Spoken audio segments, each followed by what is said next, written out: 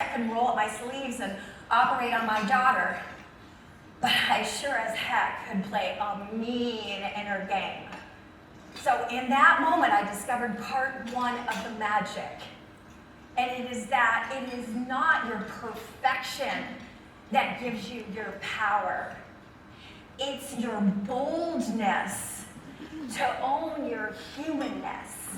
You're perfectly imperfect.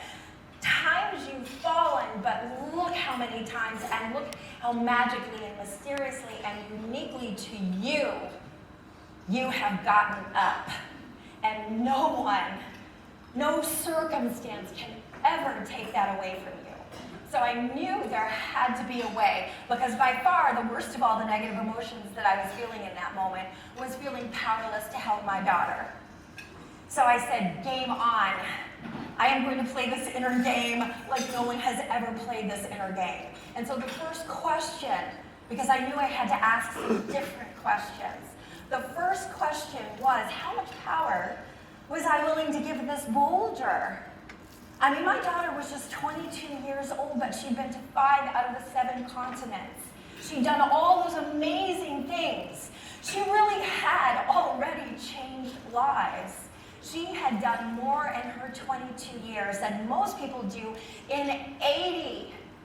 So was I, her mother, going to allow this Boulder to rip all of that away from us and force me to go forward for the rest of my life, defining myself as a mother of a child who had been tragically killed at an early age by a boulder?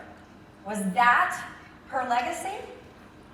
Or was I going to not only take my power back, but take the power that she had sown? Schuyler was about love and life and laughter, and especially if she did not survive to bear her legacy further, if she should be able to count on anyone to do it, it should be able to be her mom. So I made the decision in that moment that no, I was going to define myself going forward as a mother of a child who in just 22 years had made a powerful impact on this planet, and I would do my darndest to live up to that, regardless of what happened. So, as I zoomed through that night sky, I started asking myself even better questions. And if you are ever facing crisis at work, in your personal life, these are 3 questions that I hope that you will hold on to. And the first question is, what can I control?